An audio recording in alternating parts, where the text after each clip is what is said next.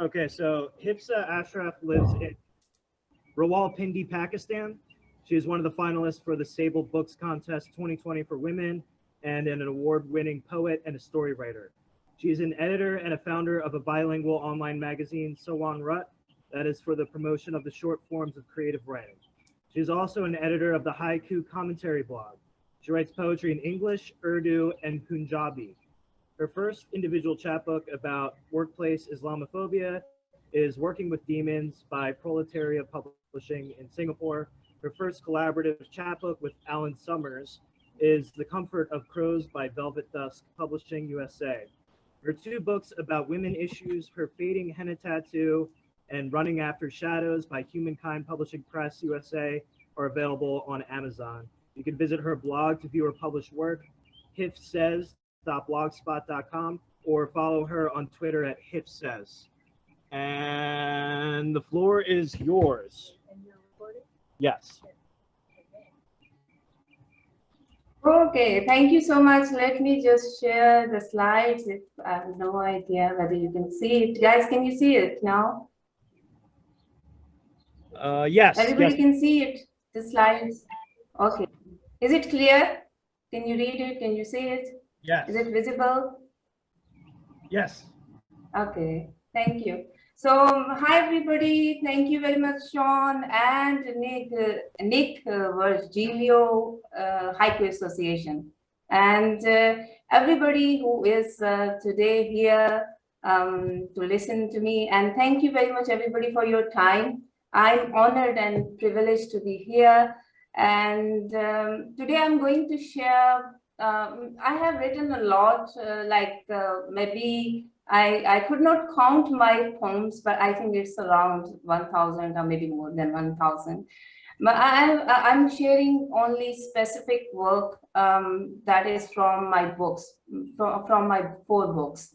And before that, I want to share with you that I'm not a very old haiku poet. I'm still a learner. I'm still a beginner. I started writing haiku back in 2017. But I think it's a very short time period, but it's a very deep time period. So I've written a lot, and my work that has been published more than 70 international journals, magazines, books, anthologies. And I'm the only female Pakistani whose work has been published at this level. So this is a great honor for me. And today I'm sharing, first of all, I'm sharing my 2 books that are right now on Amazon, and they are about women issues. And one of them, which is Her Fading Henna Tattoo, it is shortlisted for Touchstone Distinguished Book Award. And I hope, like, I have no idea whether I'll win it or not, but I think I have good hopes for it. I have positive vibes about it. So Her Fading Henna Tattoo, it's a collection basically about domestic violence against women. And I want to share a little bit background of this book. Domestic violence is it's not a new topic. Like everybody, they have just read a lot about it. And maybe people have shared a lot of information about it. My point here is like in Pakistan, violence is taken as a very normal thing because we are living in a patriarchal setup. So it's very normal, like you have violence and women have violence. They take it as a normal thing. They take it as a family rituals. They take it as their fate. They take it as their adjustment. So they are not aware of this violence. So I try to project their stories, and every single haiku in this book is a real story. Like every haiku is a story in this book. So I try to identify all those aspects of domestic violence through this book. You can purchase a copy on Amazon because the money will go to charities who are working in Pakistan in remote areas, and they are working for women's rights and legal issues that women face due to this domestic violence. So I'm going to read it, and basically this book is published by Humankind Press and edited by Robin Smith and Shloka Shankar. So first haiku, and I will read 2 times the English version because it is bilingual, and I will read in Urdu as well. I know you cannot understand Urdu, but I think you can feel the rhythm, or maybe you can feel the words. So I have no idea, but I will just try to make it loud and clear so that you can understand it, maybe a little bit. So first poem from this book is Cocooned in Family Rituals, Her Free Will. Cocooned in family rituals, her free will. उसकी आजाद मर्जी खानदानी रसूमात के अब्रेशम के गुलाफ में. So this is one poem. If you just see that it's her free will, she has no free will when it's patriarchy. She is not allowed to think about herself. She is not involved in decision making, and she is not included in family matters and all that. So I just try to make all these poems around domestic violence and various aspects of it. And second poem from this book is Patriarchal Shadow, Overstepping My Double Helix. Patriarchal Shadow, Overstepping My Double Helix. सरप्रस्ती का साया मेरी मरगूला नुमा जीनियात की हद तोड़ते हुए. So this is another aspect. If you just see that it is well embedded in psyche, and it passes on from generation to generation. So this is another aspect just that I try to project through this monoku. And then I have another aspect that is the real one, and it's basically about the share of women in property, in inherited property. They are not given their share. Recently, a bill has been passed in Pakistani Parliament, and they allowed women, and they asked the legislators to make certain bills around where women are given their share in inherited property.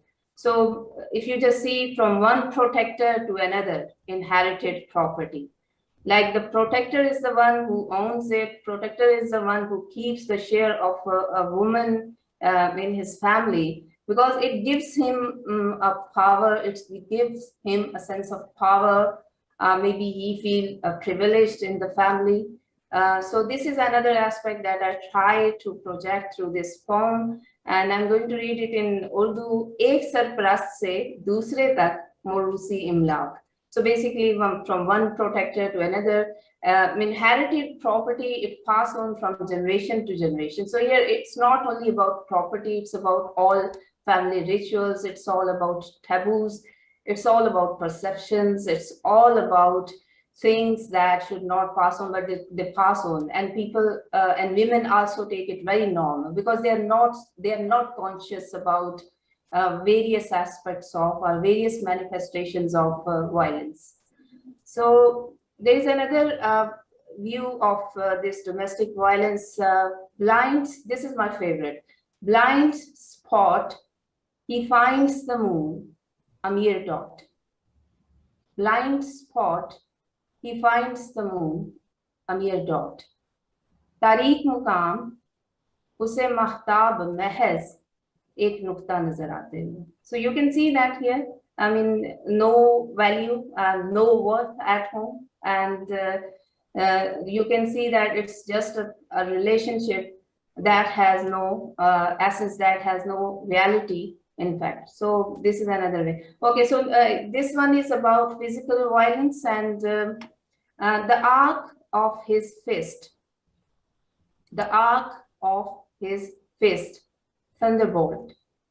And if you can imagine the arc and then thunderbolt, and I try to relate it and compare and contrast both things. And it's in Urdu, uske ghoonse ki kaman Bijli ka kadka. So you can see the arc of his fist, thunderbolt. So it's more physical and more obvious in this haiku. And then this one is, I think I've shared it many times on Twitter and Facebook, and every time when I share it, people just appreciate it and they like it very much. It's another dilemma in our society that baby girl, I mean, the birth of a girl, it is not considered as a good, it is not taken as a blessing. So a woman is blamed for the birth of a baby girl. She is blamed and she has to face all the consequences. So his tight fists after the news of another baby girl. His tight fists after the news of another baby girl.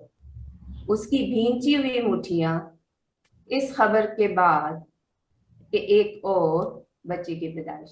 So you can see that here, like she is the one who takes all blame. She is the one who is responsible for baby girl. It is considered that. Like in patriarchy, she is the one who is responsible. She is the one who has to face all the issues related to it. And then there's the second book that is also on Amazon. And again, I will request again to everybody to purchase a copy so that we can give money to charities who are working for women's rights. And this is also published by Humankind Press and edited by Robin Smith and Shloka Shankar. And it's basically the collection is about destigmatizing mental health issues. Like, I know that mental health issue is a very sensitive topic. Like people, they hesitate to talk about their personal feelings or maybe their personal issues. But again, when we come into this patriarchy setup, our patriarchal setup, I've seen that women, they hesitate to talk about their mental health issues because they feel that they will be treated differently. If they share their mental health issues or illness, they will be treated differently. Or maybe they are not included in many family matters, or maybe they are worthless, or maybe they are declared insane or crazy. So I try to project certain common mental health issues through this book so that they can express and they come forward and express their feelings and they can share it maybe at the right forum.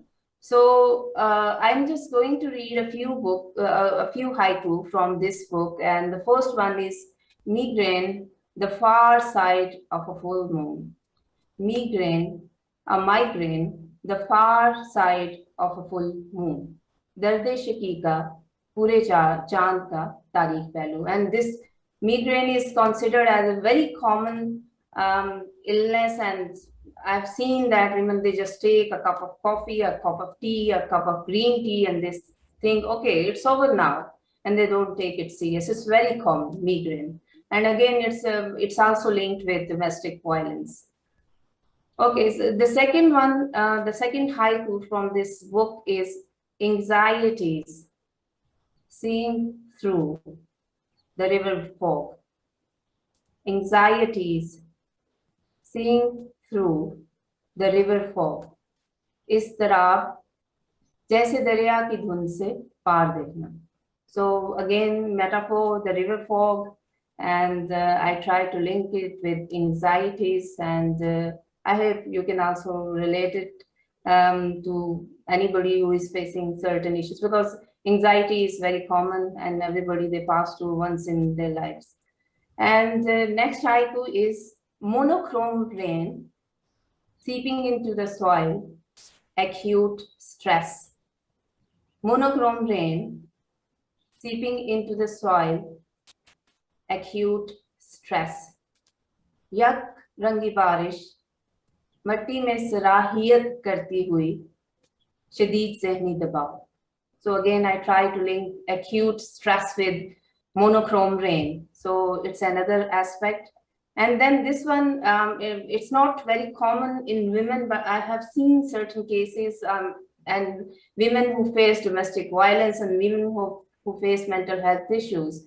They end up in this mental health issue. Schizophrenia, chasing butterfly trails into the woods.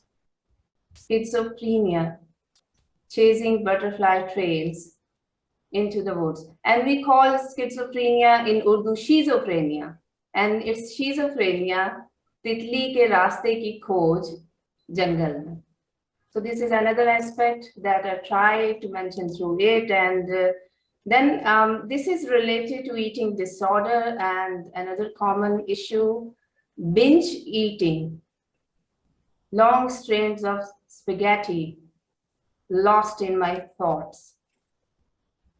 Binge eating, long strings of spaghetti lost in my thoughts. खाने की नाकाबिले बर्दाश्त ख्वाहिश, spaghetti के लंबे लच्छे, ख्यालात की गहराई में. So this is another aspect about that is eating disorder, also linked with violence, maybe suppressed feelings, or maybe trauma that happens with women.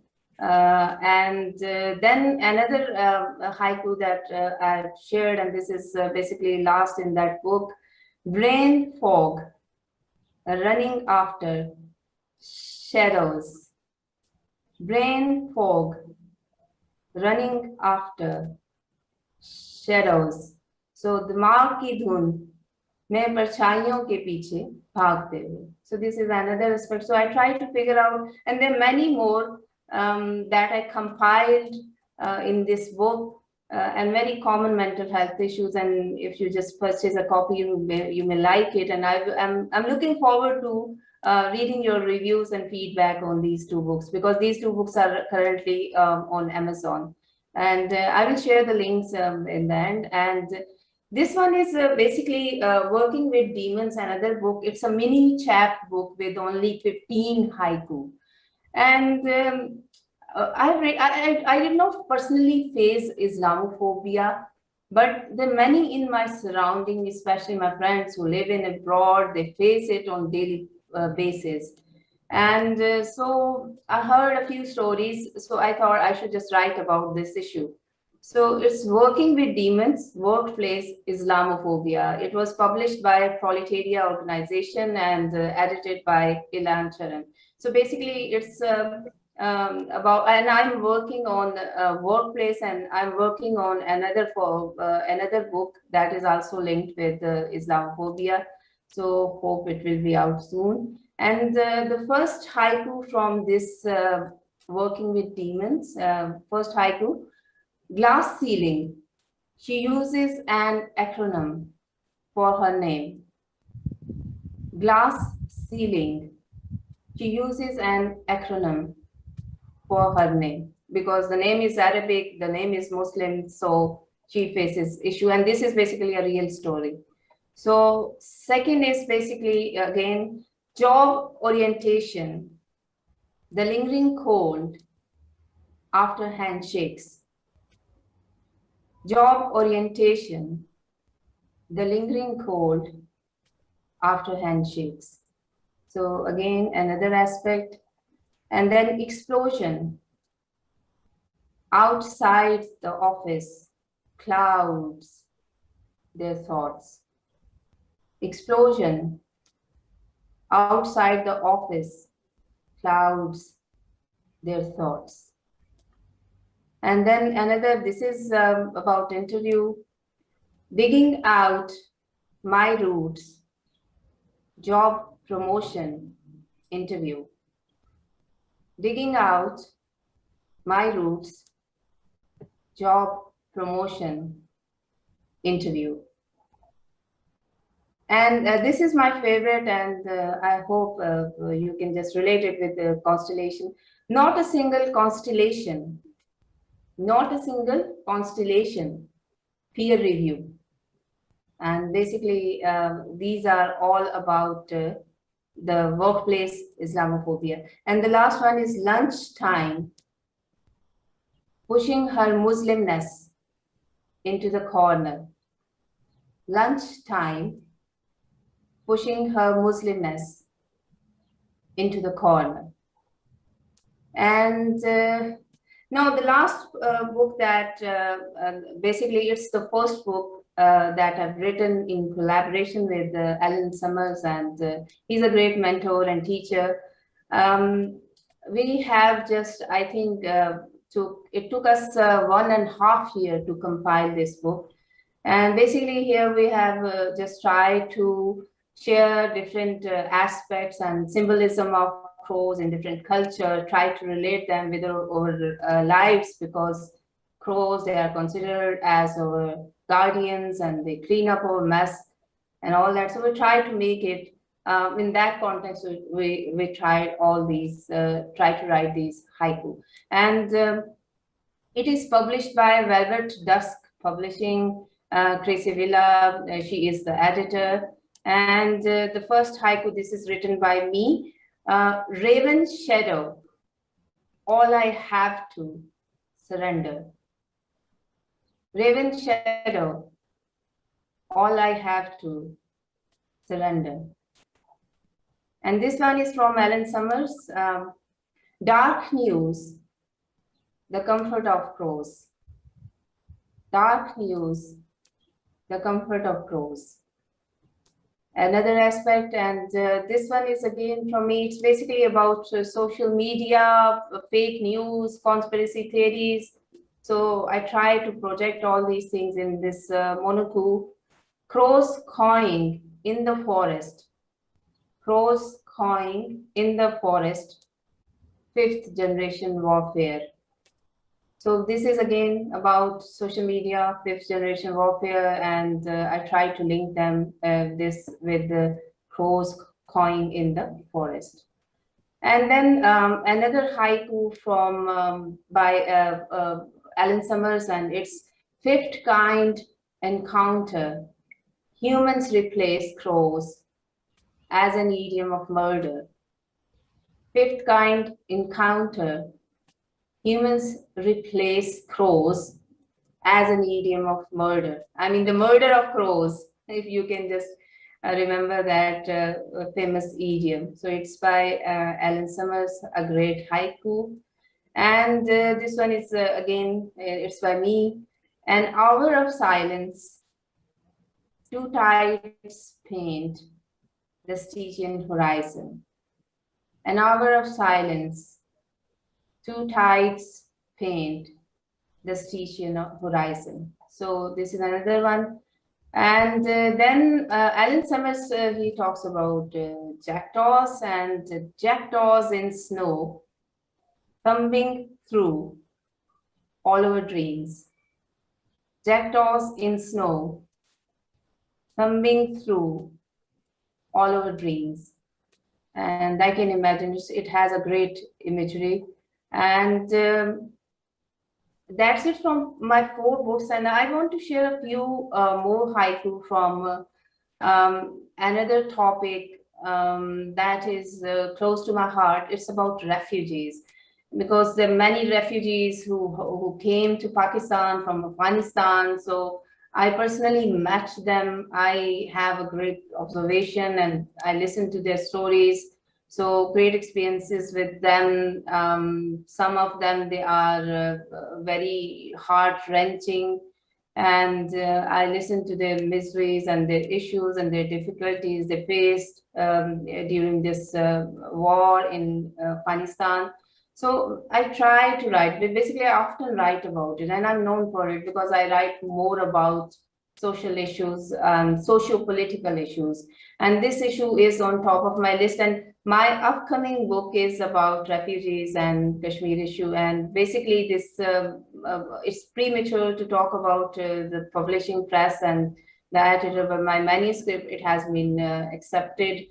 So I hope that when this book is out and the Kashmir book is out, Sean will invite me again to read from these 2 books. But I'm just sharing 3 to 4 haiku about refugee children, because refugee children are the ones who suffer the most, and they face a lot of issues because of this migration. And so I'm sharing a few haiku.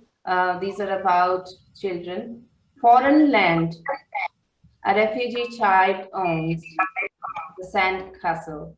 And basically it won first place in Haiga Kukai 2020 seasonal by Australian Haiku Society. And I'm going to read it again and you can relate, it's very deep. Foreign land, a refugee child owns the sand castle. And then again, refugee child, parched, this is my favorite, and parched land. A refugee child jumps from patch to patch. And it is published by Asai Haikuist Network. Parched land. A refugee child jumps from patch to patch. And then another one from Poetry P, rumbling louder than the evening storm, a refugee's belly. Rumbling louder than the evening storm, a refugee's belly. And then we have another from Acorn, and it's rain puddle. A refugee child stirs the cold moon. Rain puddle. A refugee child stirs the cold moon. And the last one is from Hedgerow. Peace negotiations. A refugee child collects the bullet shells. Peace negotiations. A refugee child collects the bullet shells. And that's it. Thank you very much for listening. And if you have any questions related to these topics or themes, you can ask. Thank you so much, everybody. Thank you so much. That's brilliant. And I hope you got my Asian English accent. Yes. I love your accent. Thank you so much, Hifsa. It was really powerful work. And everybody, please buy some of her books. She's got, how many books do you have published, Hifsa? Yeah, right now these are 2 books are on Amazon, and I'm going to share the links as well in the chat. And let me stop sharing it, I think. And how to stop share this? I have no idea. So I'll share it on our social media too. Okay. Try to get your sell some more of your books. But thank you so much. Appreciate it. So we're gonna move on to Rocky now. I'm going to disconnect from the TV, and we'll have the laptop right in front of Rocky so he doesn't have to play it too What's often. happening? Thank you. I'm trying to just close this, and I have no idea how to close it. Hifsa, hover your cursor. You will see view options. It's basically pause share. I have no idea. Okay, stop share. Okay, I think now it's yeah, I've done it. All right. There we go. Oh, there she is. Yeah. That was so beautiful. Thank you so much. Start. I'll, Yeah, thank you. your bio if you want. I mean, everybody. And there's certain stories, when I was writing about all these stories, I cried a lot because these are real stories, especially domestic violence, mental health issues. I've written about child bride. I've written about honor killing. That is another issue in Pakistan. I've written about Islamophobia, that is, but refugees, Kashmir issue. Half Widows is my upcoming book. For over That is 25 about Kashmiri women. And climate change, I've written a few poems about that, refugee children, refugee mothers. So all these themes, social-political issues, and I face a few hate messages and empty threats about this, talking about these issues. Yes, it happened to me. So, but I'm very strong. I think I can talk about all these things. Is she on there? Is that... Yeah, so they're seeing you. Oh, I'm seeing her. And You're she's seeing me. her, yeah. Okay. All right. Thank you, Sean. Thanks everybody for coming. Shai, you're getting closer and closer to the door. Oh, that's the perfect thing to say. All right. Haiku 2020, the year of the virus. On the bank door, must wear mask and gloves. Can we pack heat too? 10 birthday balloons tied to the chain link fence beside the prison. And I keep track of, I go to the Victor pub and I keep track of the F-bombs in that people use in there. And I have a scorecard. And if they do good, they get to take a little report card home and put it on their icebox. So don't let any of them know about this poem. My F-bomb in the graveyard, hearing grandmom turn over. You might know these guys. The Virgilio brothers could have been gangsters. Instead, they wrote haiku. Fortune cookie crumbs on the ground. Will both the birds and ants be lucky? The reopening of the writer's house to the old pharmacy becomes the new writer's house, dispensing poems. And this is for Lamont Steptoe, Philadelphia poet. The kamikaze pilot leaves a son who must learn the word deceased. The kamikaze pilot leaves a son who must learn the word deceased. And on a lighter note, the bear that stole beer and donuts at Big Bend, earned the name Homer Simpson.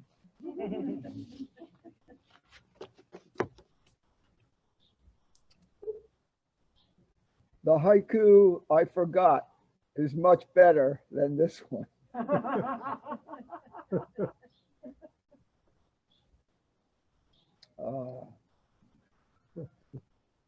On his white hoodie in black marker, love me while I'm still here. On his white hoodie in black marker, love me while I'm still here. And we are at this point just north of grandfather's old shipyard. I launch haiku.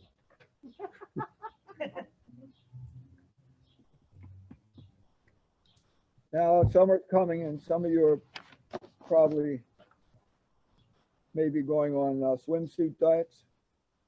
Haiku diet, keep syllables to a minimum. All that's left on the Shore movie marquee.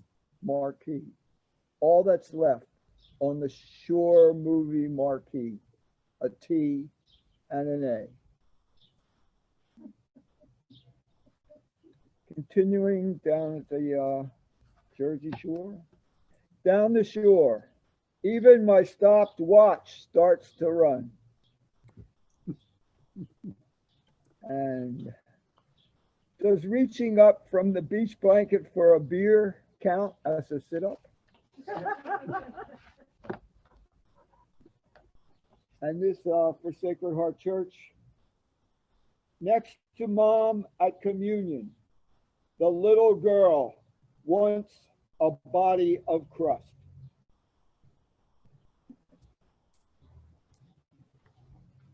The dead mouse, I actually say eek!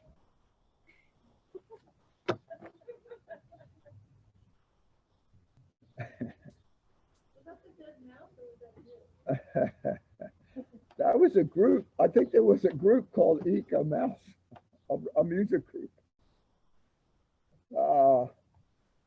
Slave ship Smaller shackles for the young. Slave ship. Smaller shackles for the young. Pueblo roof dance. The mother pats the drumbeat onto her baby's back. Pueblo roof dance. The mother pats the drumbeat onto her baby's back. And this I saw, sign on highway, professional brake jobs. Stop in if you can.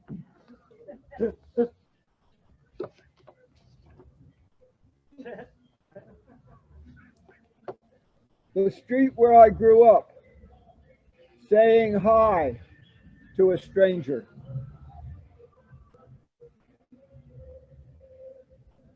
The street where I grew up, saying hi to a stranger.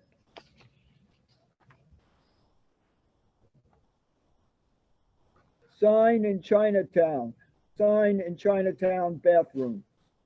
Please close the door tenderly.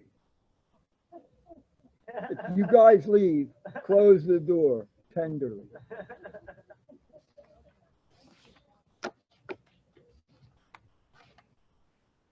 Couple more haiku. Maples in full color. Around the coffee mug, her red fingernails. And in the shadow of Sacred Heart Church here, this is for Michael Doyle and Renee Huggins, who used to run the Walt Whitman Center.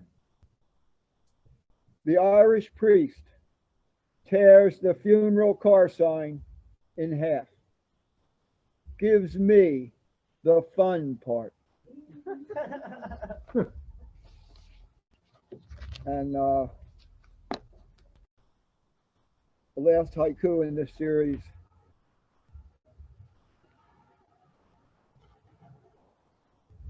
At the door to Whitman's tomb, one tarot card, the magician.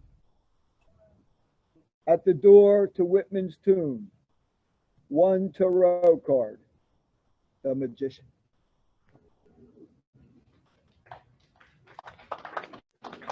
Thank you. Thanks a lot. Thank you. Sean said I could read a few longer poems, so I have a few.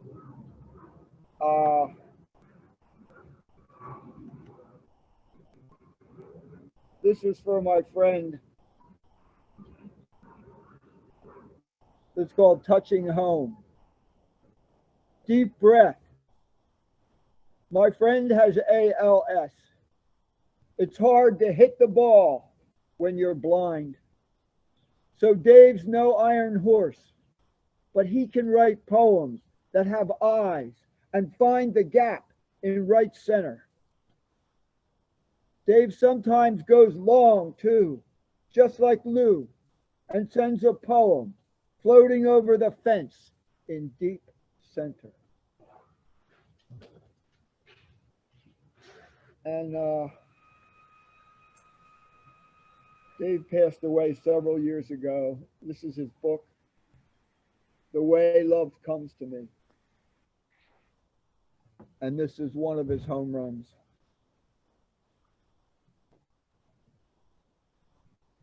Spring fever. A basketball bounces by the pharmacy as I go in. Thin music from speakers overheard mixes with the almost B-flat hum of neon lights. A cashier, seeing I am blind, locks her register, grabs a basket, and leads me by the hand down narrow aisles. As we discuss best buys on Colgate toothpaste with fluoride, unscented stick deodorants, and 3-roll packs of 2-ply toilet paper. In my ears, my blood begins to prod. Condoms, condoms. And I say to her, I need batteries, 4 AA's. Condoms, condoms, condoms, and then let's check out the condom display. She stands on tiptoes to take down the box of 12 latex non-oxynol 9s, dips low to read me others that advertise ribs and dimples or flavors of mint and mandarin. Don't get the mandarin, she advises. Her hair brushing my hand as she stands up. The brand name Excita makes us laugh a little. And I get to talking about Ramses and all his offspring. And what kind of confidence would a name like that instill in someone looking for birth control? To nearby customers, it might seem as if we're lovers or very married. I wonder if she, if we, I choose a pack of lifestyles. She puts them in the basket, and for just a moment, before we move toward the checkout line, they are ours.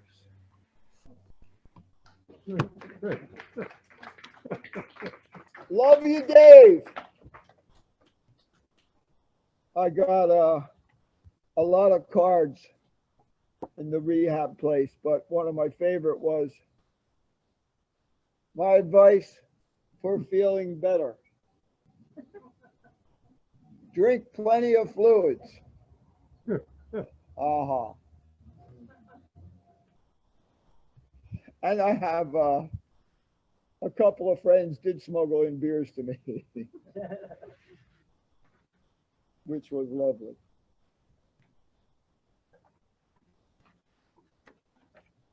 This month is Poetry Month. And this is for Joanne and Wendy. Spring ahead. They, the two women from the Jersey Shore, are turning out a poem a day for National Poetry Month. I am struggling to keep up with them, getting a haiku at the 11th hour the night before Easter. Easter Eve, my tired hand dusts off the Bible. Dave, who was saner than me, said he would write a poem on each even-numbered day in April. I don't think the women will let me get away with one haiku per day. I need lots more syllables. I need 100 puns and 1,000 frogs and a symphony of sound. I need Bashel on speed. Calm down, Mr. Rocky. Whoops, wrong monk. Calm down, Mr. Rocky. Take a deep breath. Thank you, Bongo.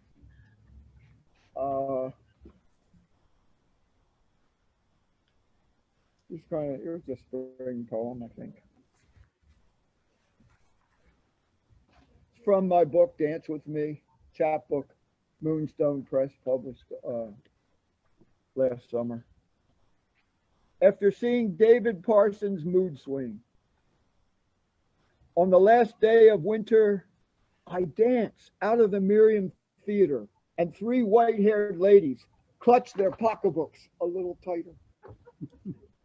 On Spruce Street, I do a perfect Jeffrey Gribbler putty shot and ask the 2 men where they think I've been.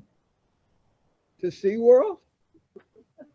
A Baryshnikovian leap happily surprises 2 girls folding a flowered sheet in the window of a laundromat. The way home alternates between people stop and stare, they don't bother me, and my own version of mood swing. After dinner, I recall seeing the movie I Am a Dancer at an old theater on South Street. As he was dressing for rehearsal, Rudolph Nureyev turned toward the camera and said, "A man hasn't lived until he's put on a pair of tights." At some point in the movie, a little dam broke inside me. When the lights came up, a man touched my shoulder and said something about my passion. Not long after that, my father took me to the Dan Skin outlet store near Reading, and I bought my first pair of Amen.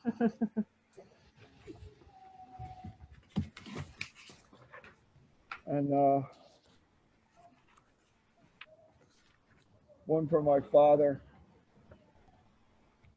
Blackberries. Now I have left behind the wail of my father's belt. No more, Dad, no more. Instead, I say, eat this.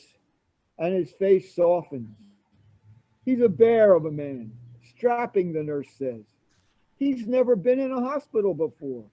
There were no wounds in the war. Here, Dad, have another one. Feeding him now, he who fed us, or at least paid for so many meals, for the crumb cake we got on Saturday morning from Ike, the Dugan bread man who had our last name, for the stuffed pork chops Mom always served with applesauce on the side, and the medium rare rib roast every Sunday. All that came from my father out hunting for places to sell his vast vault of colors for national aniline. He traveled on his powerful haunches at a gallop, almost as fast as a slow horse. My father in Pittsburgh at the Hotel Webster Hall, sweeping a lemon-crusted salmon up with his great paw. Now, Dad, I feed you blackberry after blackberry, and there is no growl left anywhere. Your tongue is almost purring here in the great berry patch along the Monongahela. Your pure white shirt becomes a perfect purple tie-dye, and your red and black tie a headband. The ex-hippie and the retired dyer, at last, creating a profit together. Wilson and Son, tie-dyes for the next Dead show. Perfect for a last dance. Boogie. For a last dance. Boogie. Oh boy.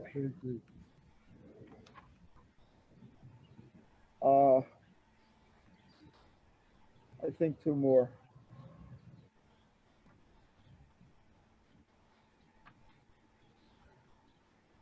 This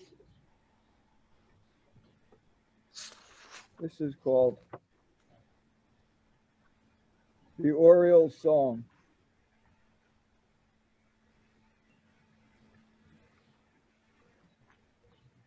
The boys took turns slamming the hard horse-skin spear into softly oiled cowhide. The cow ghost danced along the edges of the diamond, trailing precise white lines from the chalk house that was always home. The crowd cheered loudest for runaway dogs, while old men with cracked leathered necks spoke in tongues. Mini Minoso, Ferris Fane, Chico Carrasquel. The dirt always looked so healthy, like it could grow anything. Late that June night, he took her out, past the dirt, deep into the outfield grass. This is how I caught that liner Billy Humphries hit. Here I saw a toad lost track of the game and made a terrible error. Then the forgiving moon began to sing into them, and blood tides sang back. And here mosquitoes tried to relieve the pressure. The scoreboard never reflected everything. She saved him that night and, like the moon, disappeared. But baseball stayed and kept saving him. In the forever green, it held him, rocked him, pushed him toward home, down the ghost lines, around the horn, sacrificing, sliding, leaping, dancing off the bag, and dying. Then, at road's end, a redemptive foot spikes home, and through the dust and sweat, out past the dugout and stands, comes the faint smell of lilacs and the Orioles' song. Yes. Thank you. Thanks a lot, guys. Wonderful, wonderful poetry. I really enjoyed it. Yes, fabulous. Thank you. Fabulous, yes. Exactly. Actually, Thanks, Rocky. I have another one.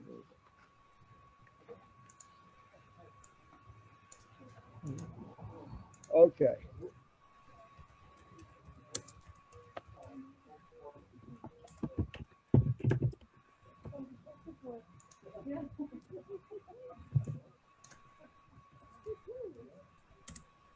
Oh, this is for it's dog walking season, you all know. By the park sign of do's and don'ts, one for the dogs. Grrr, bark, woof, good dog. That's a real sign by a dog park. How they do. That means dance for two. Thank you, Punk. I'm sure nobody else knew that but you. On one of the birch branches by the river, a huge plastic bag swings in the wind. A parachute of light that somehow has brought Robert Frost down beside the Cooper River on the outskirts of Whitman's town. The good gray poet appears in his broad-brimmed hat. Come on, Frost cries, and up the birches they shimmy, up and up and up until the trees groan with and bow to the majesty of language. Whitman cannot resist a barbaric yelp. All right, guys, you'll get a chance. Whitman cannot resist a barbaric yelp, while Frost forsakes his stoic New England silence and makes a kind of kaya yippee sound. The two poets embrace. They have much in common. Frost has lost a young son, Whitman a nephew named after him. Whitman has died in 1892 at 6:43 p.m. on Frost's 18th birthday. Now, Walt can help Robert blow out candles all over the world. They could sing the songs of the open road not taken. They could climb onto the roof of a sugar house in New Hampshire and get tipsy on the smell of boiled down sap. They can ride the Staten Island ferry and make jokes about New Jersey, but not Camden. They can attend a Red Sox Yankee game and make freaky things happen. Whitman loved baseball. They can be glad they could swing on birches and lay down in fields of grass.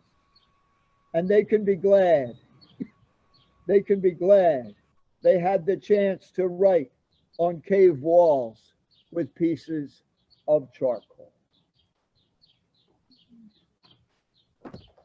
Thank you, everybody. Thank you. Thank you very much. Thanks for coming. Yee-hoo! Thank you. Thank you, Rocky. Oh, you're welcome. Okay. So you can stay right here. I'm not going to make you move because I know you have like a broken hip and everything. So we're going to move this over to the end of the table, and we'll have like the open mic portion over here first. And so whoever, we don't have a list or anything. Does anybody want to volunteer themselves? BJ. I don't want to point. Yeah, BJ's a haiku expert. Yeah? Okay. Who wants to go first? We do. So my plan is to have the let's bring people up. bring people up, and we're going to. Let me see. Yes. Okay. Good. And then I will reconnect. I will reconnect this to the TV so we can see the Zoom open mic people when they come back up. Good. You would like to go first? Yeah. Yeah, sure. You're up. You're Okay, standing, sure. so you might as well. Right, exactly. Just do like a 5-minute time limit for each. Sure. What do I hit him with after 5 minutes? You don't have a big mallet or nothing, Mongo? No, darn. This is a poem I wrote many years ago about the great Martin Luther King. And I remember this. I watched you suffer as a man, as you stood for freedom and equality. The boycott and a hero named Parks. She would not give up her seat, never afraid to tip the cart. Oh, how she felt that heat, gushing water and the awful dolls. I sat there watching it all. I felt shameful. It was wrong. And nobody cared what they saw. The glorious march, when the haiku sang, when the whole world made a noise. The prize you won in the name of peace. And I thought, of God, what next? Martin lived a nonviolent life. His legend will live on. It never ends for this man of peace. His legacy has begun.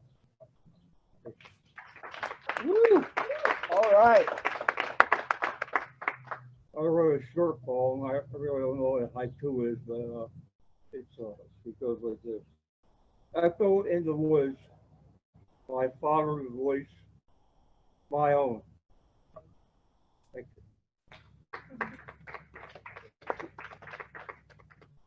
Lost in the storm, falling from their eyes, pain drops. That's right.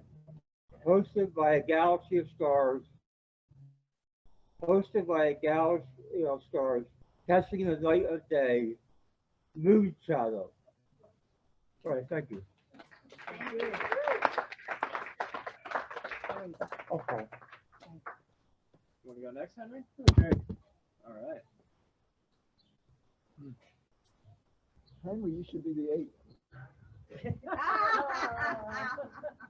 The first thing I want to do is something that I just recorded. I have this program called Live Transcribe, and you'll see. Open Live Transcribe. Sometimes it doesn't on it. It says on it. Taking a while here. Working. Let's try it again. Ah, there it is. Okay. Well, so I'm practically deaf, I think. But so in an attempt to understand our first poet, I turned this on, and at some point I started reading what it wrote. So I'm going to just read these sentences, and you can think of Kerouac if you want. This song is about, I can send them off his face. Outside the office now, play songs. Outside the office, sounds.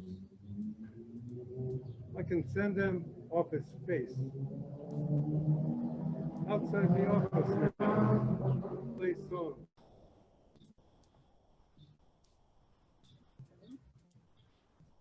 I think I'll let that go at that. Meanwhile,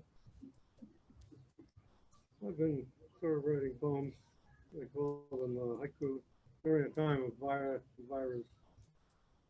and randomly. The ref pulls off his face mask, calls face mask.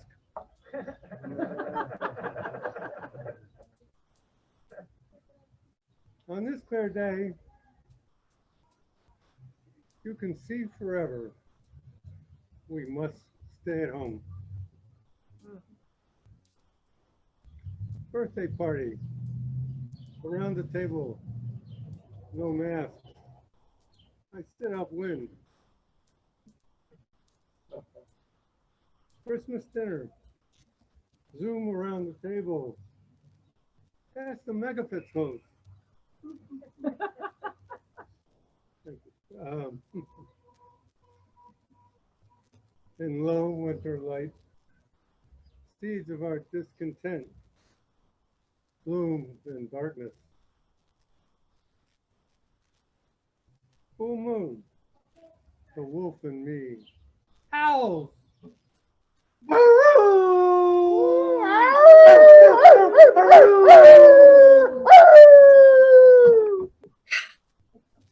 Still there.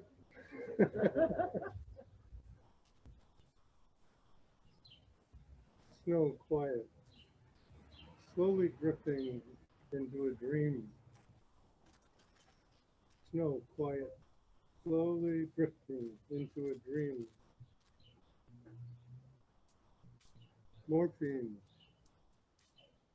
her last breath, the look in her eyes. Mom.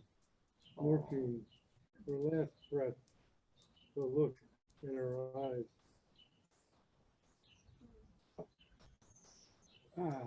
In the garden, in this garden actually, in the garden I hear my whistle, mockingbird. Thoughts unlinked, falling snow. At dusk, or musk, my tusk.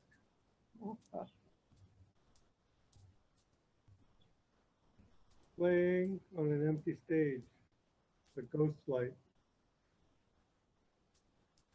Anyway, if you don't know, when there's one light on a stage and nothing's going on, it's called a ghost light. Usually on a stand and it's really bright.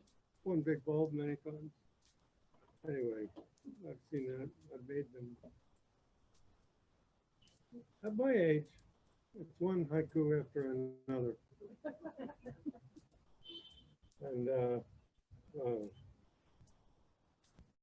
under her sweater, goosebumps. This one's after Fleetwood Mac song. Undone, each button and hook, stairway to heaven. And the Easter poem, Rocky. Between chewing fat and finding eggs, hunger moon. And at last, when we kiss everyone we've ever kissed.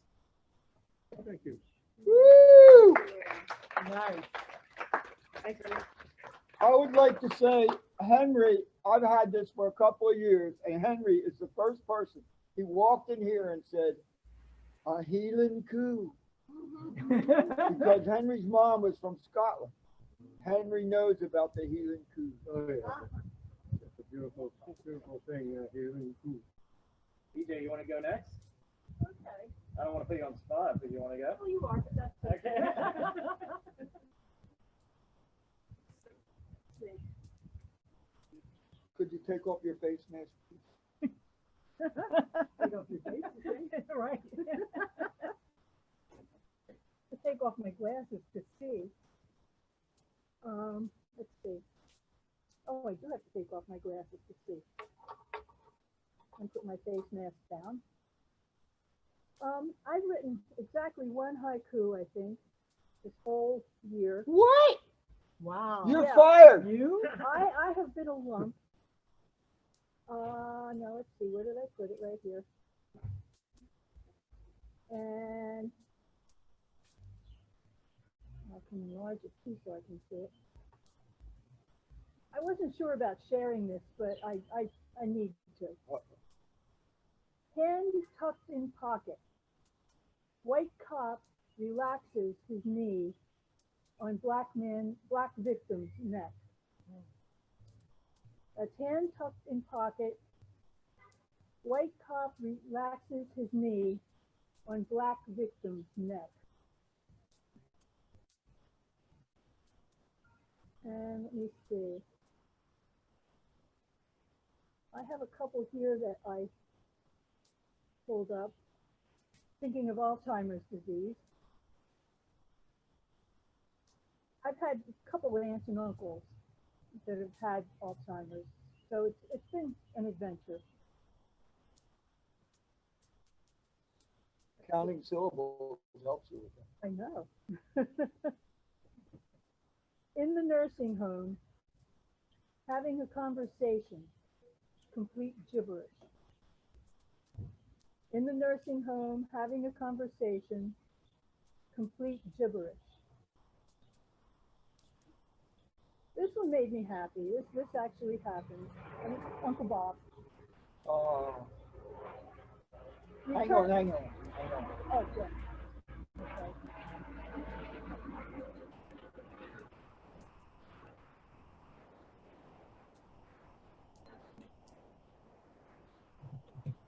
Okay. Returning from Mars, he walks the speed line platform in the nursing home. That's returning from Mars, he walks the speed line platform in the nursing home. And when I leave here today, I'm going to stop at Tonewood. Oh boy. Here we go. Yeah. Now where's that one? I think it's here. Nope. Oh dear, maybe I'm not. Well, I am going to stop there, but oh wait, I think I know where it is. Because I just wrote it.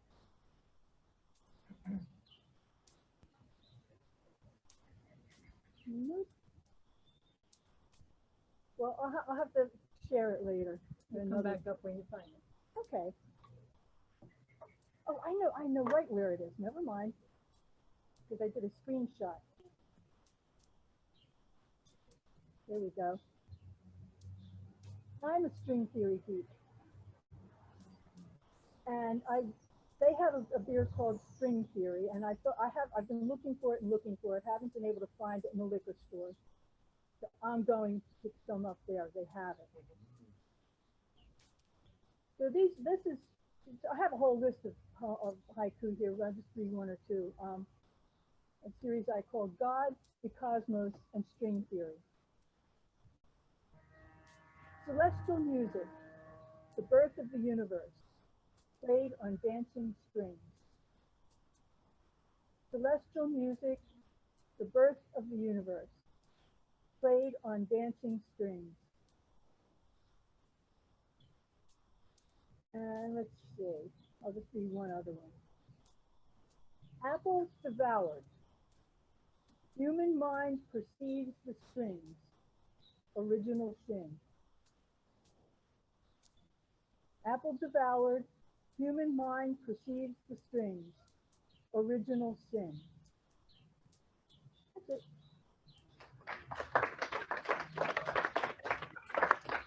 And I will be drinking my string theory tonight. All right. Thanks, EJ. We'll see you at Tonewood. That's right. That's wonderful.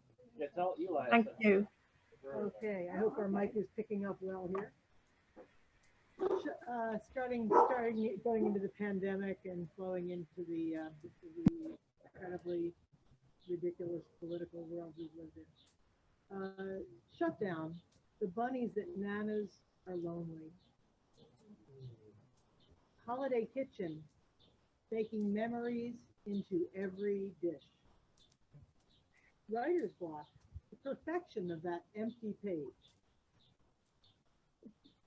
Valentine's Day 2020.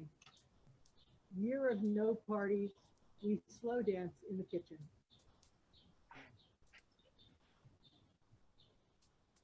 Down the stairs to make breakfast, catch tangle in my feet.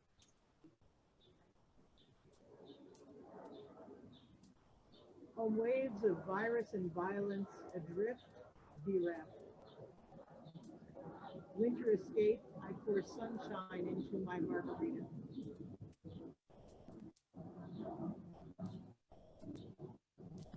There's so many plane trains in life. Yeah. Mother's criticism, pouring salt into the soup. Lava lamp, the ways we lace together. Time, like a river, is. Conspiracy theories, so many termites under the house.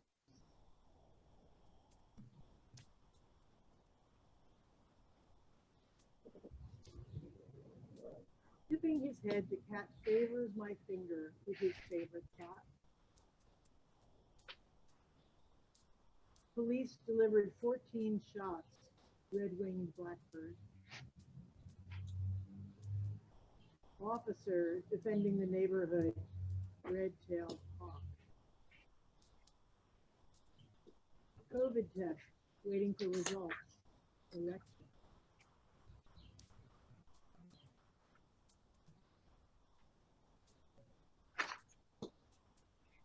And finally,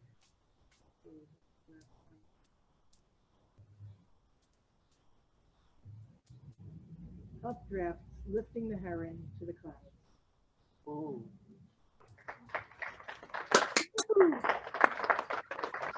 Anybody else want to share a few poems or a poem? Suzanne, come on.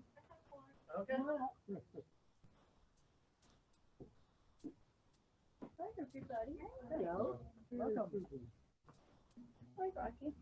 Hey, Suzanne, thanks for coming. Oh, that's your poem? Yep, Oh, I never thought of that. my first one. So I wrote this poem this morning about spring, but it doesn't have a title. So if anybody wants to volunteer one, let me know. Oh, does that mess everything up? No, We'll just make sure it doesn't. want to make sure.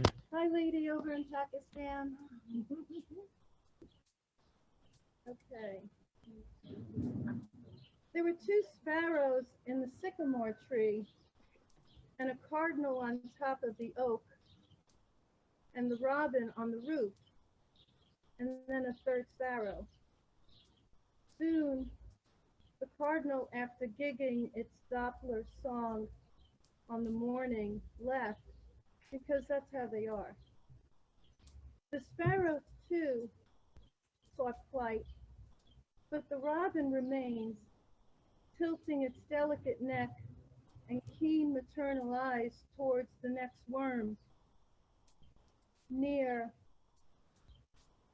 the abandoned treehouse, now cloaked in a cape of moss. The forsythia, wrapped in a cool morning mist, dripped like the giving sun, and like me stood amazed and watched as the tulips and daffodils, I swear, were dancing the Lindy, especially when no one is watching. And a rose bush filled out like a teenager who doesn't want to cut his hair for another year. Yes, another year. And I thought to myself, it must be spring. It must be spring. Thank you. It must be spring. Woo! Do we have anybody else who wants to share a poem or a few poems? Cassie? Awesome. I'd like to share when you get to a spot. You like the 100 poets reading Yeah. I've got some as well. Mhm. Never encourage a poet.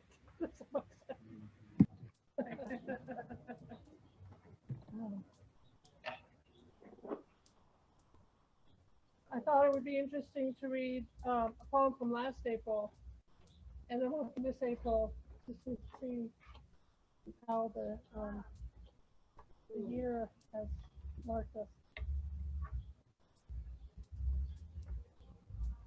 Last April, Inside Outside World, 1919. Though the grass took on a hallucinatory glow, was it the year we stopped believing in unstoppable spring? Not yet.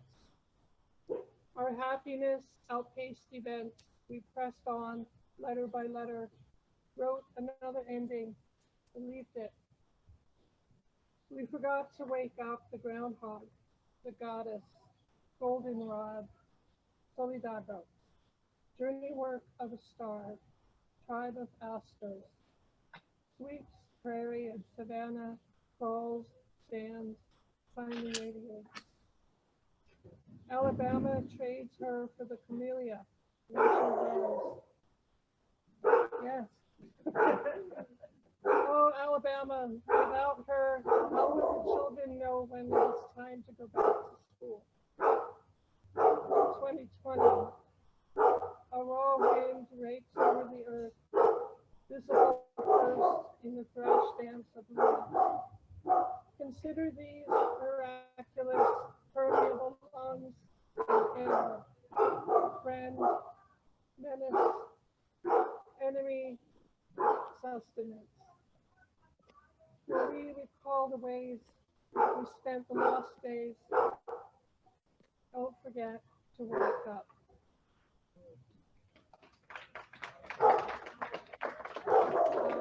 And so April Poetry Month, of course. It's so nice to read the chorus of the dog in the background. So a good time to read poems about poetry. And this is my Ars Poetica. Before the Irish people start snickering, that's ours, not ours.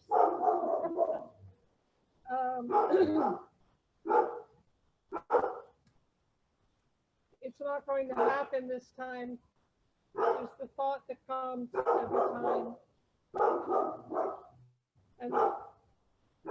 And the heart, chastened but not surprised, begins to put away the plates and the charming serving dish shaped like a seashell, extinguishes the candle, puts on its pajamas, coyly called loungewear, and debates whether to take up the hefty biography it was reading in bed or watch a superhero flick like Ant-Man to take its mind off things in general. When the first line slips in through the back screen door that can't close all the way and comes up smelling of rain.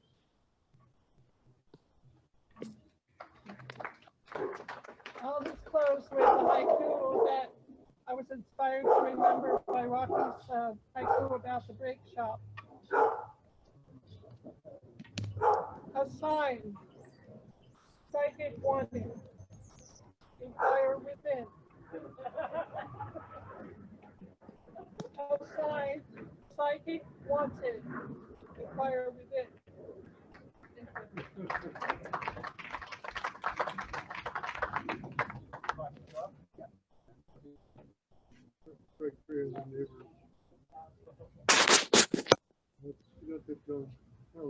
Yeah. And by the way, we got special Dugan for all the kids. Did you? You know, they're raisins, right, I'm sure. Okay, I just have one poem.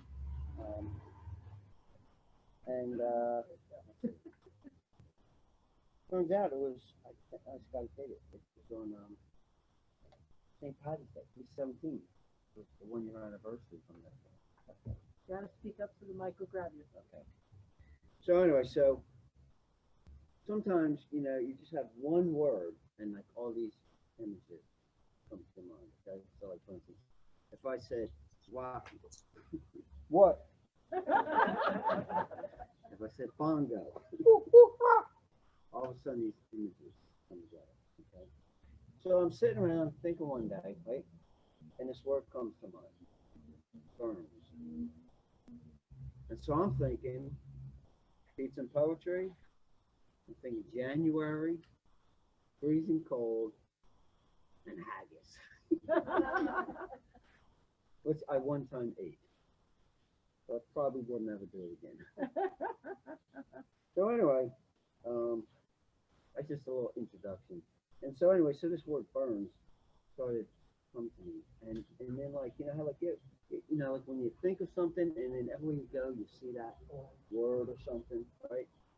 So next thing you know, I'm seeing the word burns, right? Like on, well, they're not really bumper stickers, you know what I mean? But they're like on the back of cars and stuff like that, right? And it's like really freaking me out. So anyway, so I was sitting around one day and so I wrote this poem. It's called Burns. No, not the one you're thinking of. Burns Honda. The waiting room. People bring in Dunkin' Donuts and Wawa coffee for company. The Starbucks machine is around the corner. Face is lost in cell phones and laptops. One person is actually reading a book about television. A woman is sorting out her bills on high top.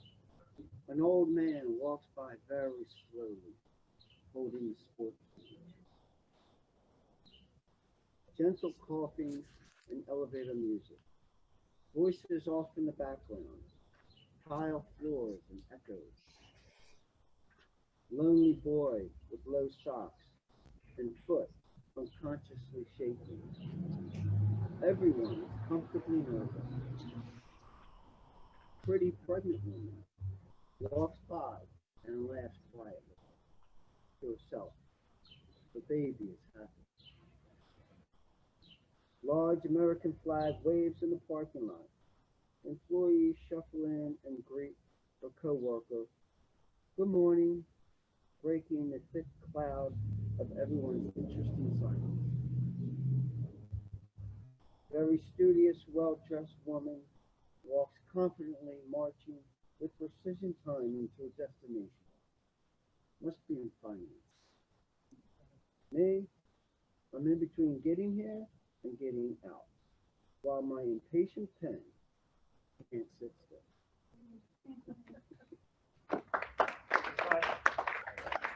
Anybody else who hasn't read yet? Like to read the poem? Ron Lynch hasn't read yet. I'll do one quick one.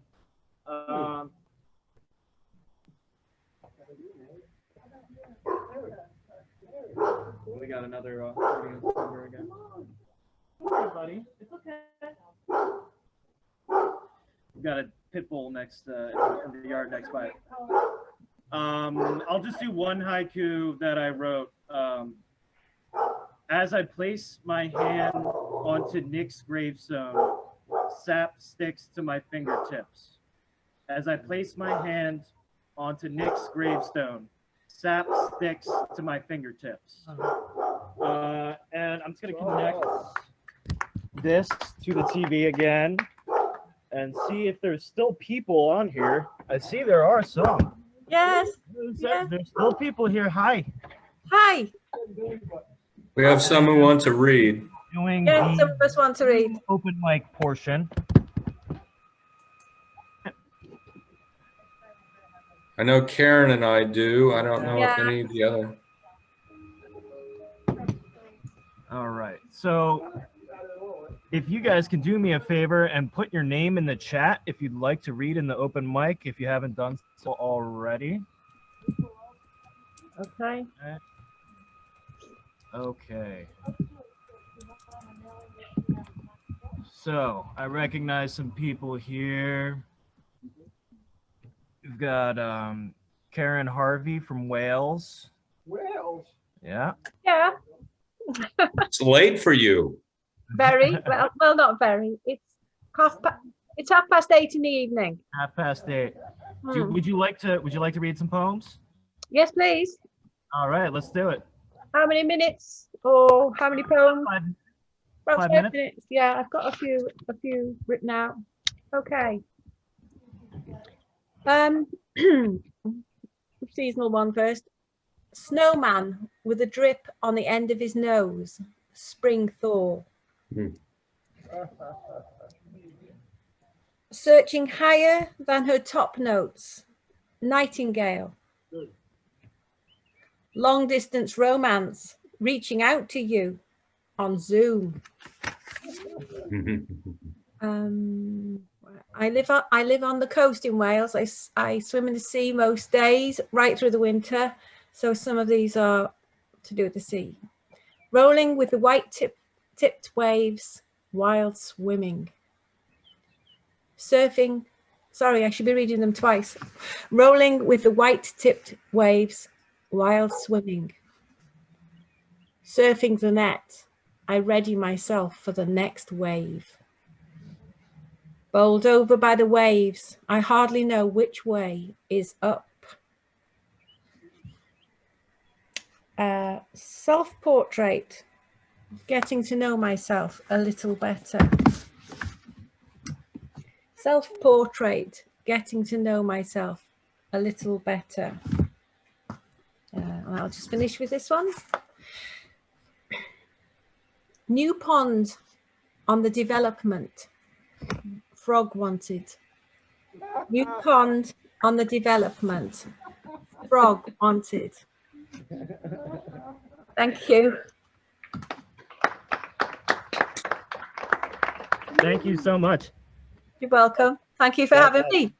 Thank you for joining. All right, who's next? I saw Barry Levine wanted to read. You with us? Hi. Oh, thank you, Sean. Can you hear me, everybody? Yeah, tell us Yeah. where you're from, where you're at. Okay, sure. Well, greetings from Boston. And I started to write haiku a couple of years ago, and it has been so life affirming to me. It has totally changed my life. So I have some haiku and then just a short sequence, if I could read that. Okay. Family plot, my DNA already buried. Family plot, my DNA already buried.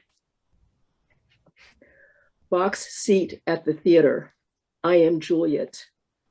Box seat at the theater, I am Juliet. Spring thaw, the glint of coins I lost in winter. Spring thaw, the glint of coins I lost in winter. Old lightkeeper dreaming in the language of fog. Old lightkeeper dreaming in the language of fog. Evening jog, my neon safety vest enchants a firefly. Evening jog, my neon safety vest enchants a firefly. Just a few more. Brilliant. Western wall, breath of God between the stones. Western wall, breath of God between the stones. Yerga shefe, flow of the word through my morning coffee.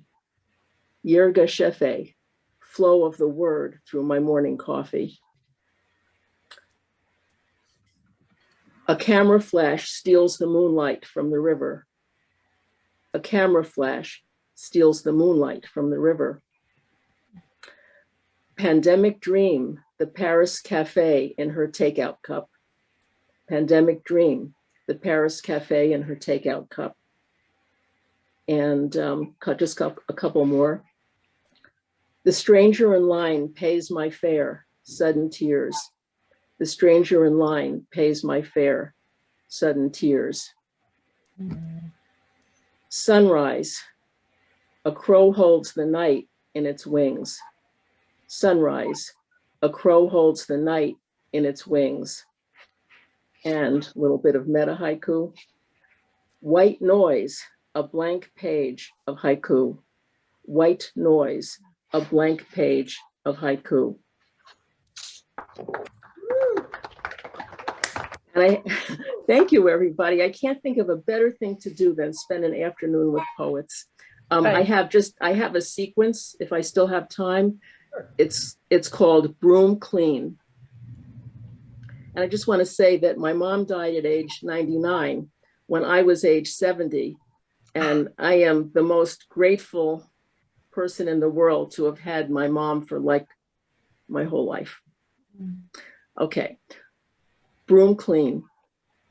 Closing the family homestead. My brother insists on a dumpster. Dad's easy chair, big enough for a bear of a man. Evenings in Paris. My mother's dreams arranged on the dresser. Dad's workshop. Greasy smudges on the how-to books. Night table. So many secrets to being a woman. Coin wrappers scattered in the drawer. Dad needed more time. my mother's deco brooch, pinning on her diamond light. Thank you. Thank you for that. That was lovely. Thank you. Very moving. Okay. Up next, we have Mark Coverdale from Camden, London, to Camden, New Jersey. Oh. Mark, with us? Hi, folks. Hi. Hey, this is awesome. Yeah. We're twins. All right. Yeah, twin cities, neighborhoods. Oh, brilliant. All right. Yeah, I've got a bit of a series, haiku series, which is a bit of work in progress, but it's about my walk along the Regent's Canal here in Camden, London. So hope you enjoy. The pidgecack hits the Regents, oiling ducks with industry. Hand blows from under the cooing bridge. Mannequins rust from within. Another wonk on a sinking straightener, a Tomb Raider thrower declared. Dapple, that's where the punks used to sit. Lament the filterless camel. Gloss railing slowly exposed. The cost of a brew winks the phosphorus. Hat tips and nods all gone. I'll just walk on fucking water then. Long for a bin fire in the bite. A goose fight on the dodge line. Something in the air, the deadwood wafts past indigo. Some fingerless pick sides in temporary, a nose for the real sticky. The sarcastic train warms the mizzle, lungs fill, something serious. Blues and twos pick the bijou, it's all meant to be organic. Some gobs need disc brakes. I finally catch lighting up time. Morning, hard hat Red Bull rummage, those with fronts smoke out the laundering. Helvetica elms stand italics, deceased cleaners fill the vacuum. A bronchial in socks takes over the puddle. 3 men remove Christmas. Telescope Victoriana glints eastwards. Last night's rain on the stainless leg. All wrapped up in a mint puffer, a pransack deflated Casey nestles, lowing. Scott's Pine Massacre, horrible debate, work marching the migraine mile. Temporary boarded constitution, that suitcase used to go to Europe. Ducks to chew dog ends, iced, contemplate the new continent. Sheepdogs on the wrong job, I miss a rubber sole, a cat ignores its call. A moorhen sees over the angle grind, a flower finger drawn on.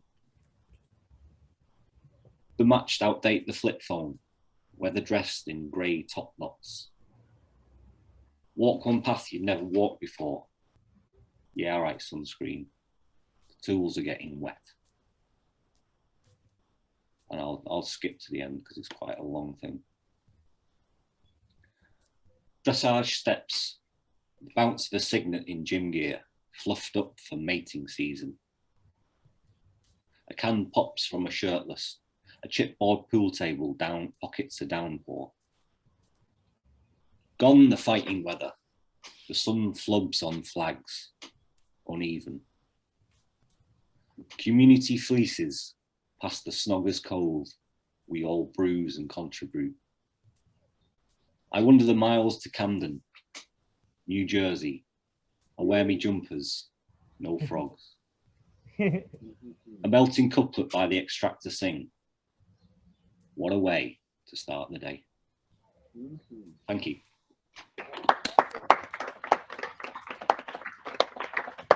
That was awesome. Yeah, thank you. So we've got Eva Zemet from Vermont.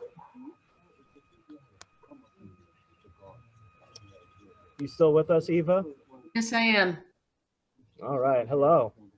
Hi. So I'm coming to you from central Vermont. I'm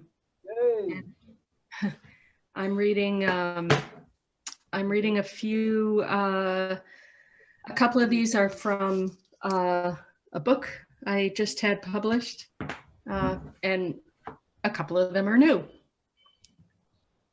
or more recent. Okay, here's one celebrating spring in Vermont, because it comes a little late here. Everybody else already has flowers blooming and not here. Okay, so it goes like this. Gray mulch from last year's debris, crocuses bust through. So that's about as sweet as I get. Then it goes sideways from there. I am a one-eyed witch looking at what you've done, making it worthwhile. No, actually, I wasn't kidding when I said our house is on fire.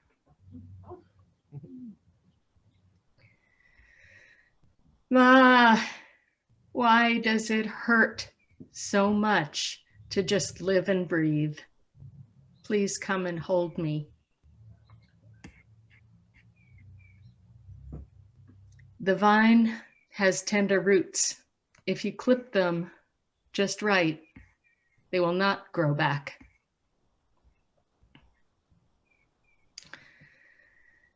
And some of these are, well, a lot of them are about trauma in various angles. From the point of view of the Dharma wheel turning, everything's turning. More likely than not, a rock will stay where it's put. A person might choose.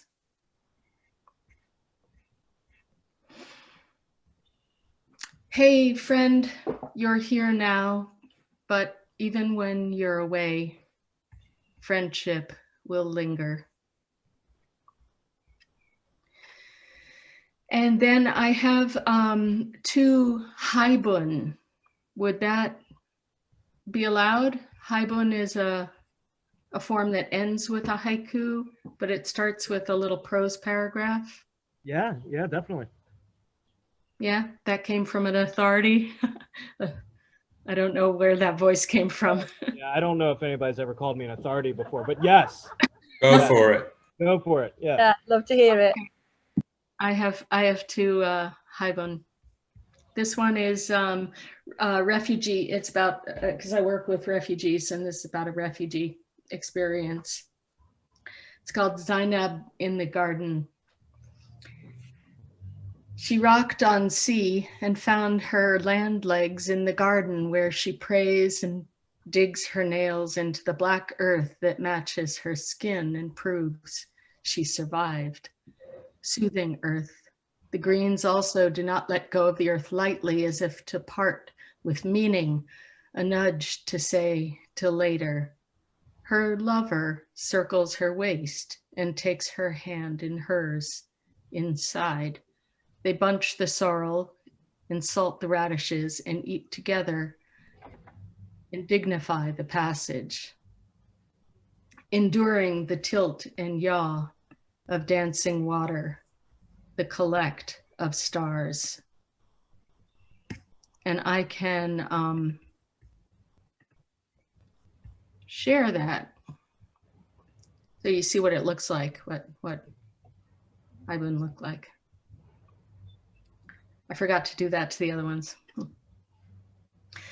Here's another one. Sloppy speech rained and rained, stained propaganda, when what we need is props to the disciples, those who are still listening, those who do want to find the wisdom of not knowing. I turned off the sound, easy. The tenets of the lineage tell us non-attachment.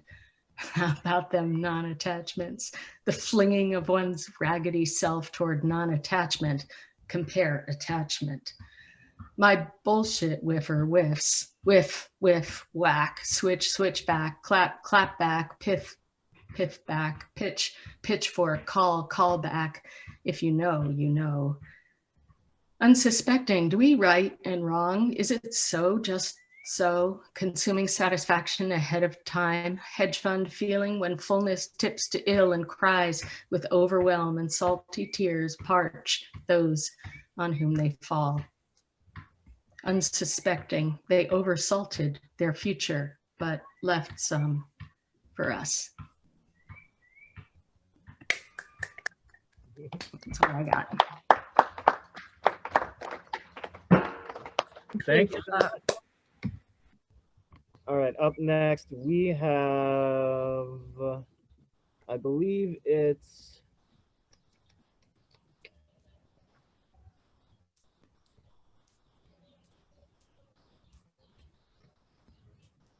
David Oates. You still with us? Yes, Where are you joining us from? Athens, Georgia. Okay. Let me start my stopwatch so I don't abuse the privilege. Late winter. After this storm, spring? Dropped sandwich. Hope the dog likes mustard. First butterfly, once again, that exact yellow. 6 months dead, yet each day I hear him. Wrigley Fields, the sparrow hangs on the flyball net.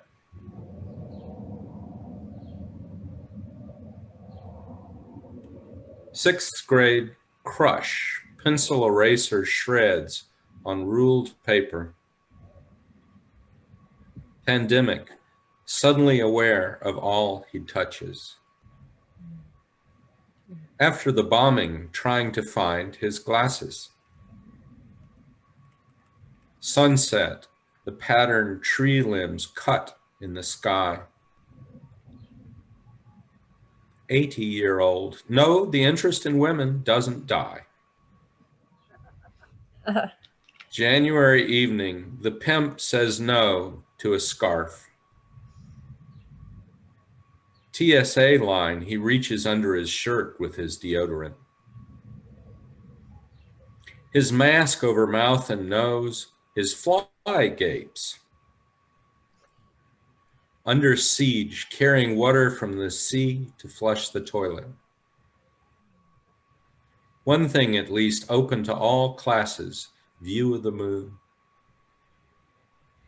Each blackberry its own mixture of flavors, sweet, sour, bitter, and blackberry. On the desk of the guidance counselor, unicorn statue. Poor old feet, thanks for carrying me this far. She talks about the union and her husband, both gone. Moonless night, the sound of wind through unseen leaves.